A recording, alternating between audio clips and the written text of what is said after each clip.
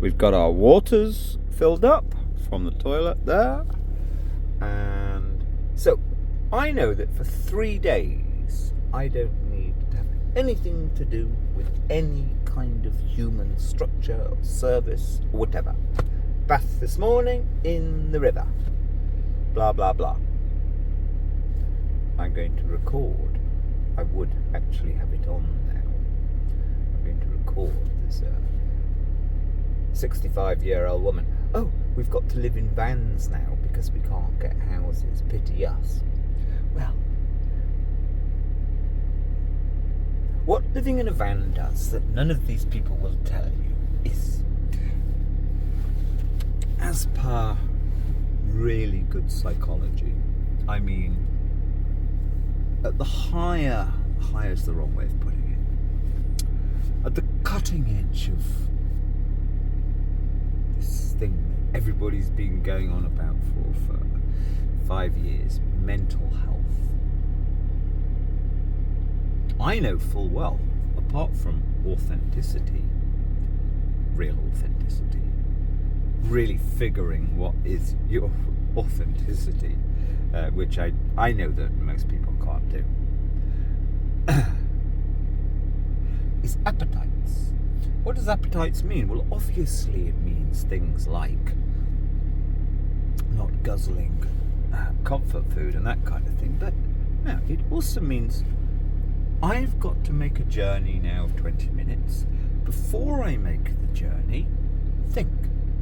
Because, and I see this with, well, it actually means two things in regarding van. I want to be set up so that I've been parked down there by the front. If anybody interesting comes along, I am completely relaxed and have a welcoming countenance. Hey, maybe you're a new friend. Maybe you're somebody to go walking along the pathways with. So that's the key thing. And very few van people do this anymore. They when they kind of get their little patch, when they park up somewhere, they're so intensely into what they are doing to be van. They're not open to anybody. I mean, to me, that's the whole point of it. To be open, I organise myself so that I'm open, so to speak, to anybody that comes by. And hey, many a time I'll have a chat. I had a wonderful chat with a couple of women up there earlier. Hey, and van people don't do that. I watch them.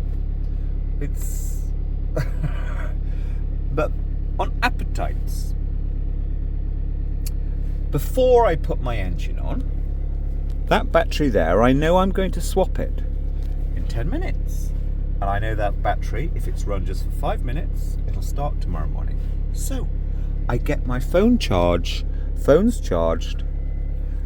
the trusty old, and I've got a spare lower power one just in case.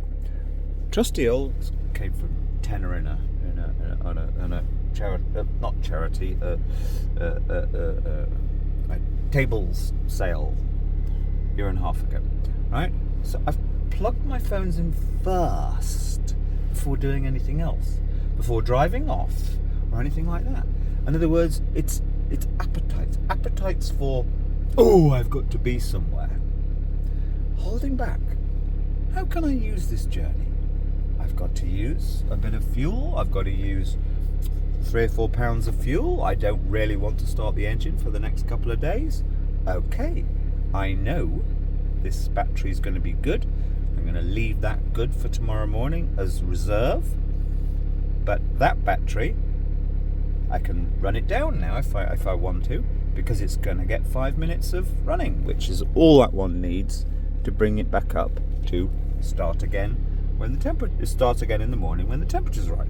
But appetites. So what you're actually doing, you're out of necessity, because if you don't ponder before you act, before you move off or do something,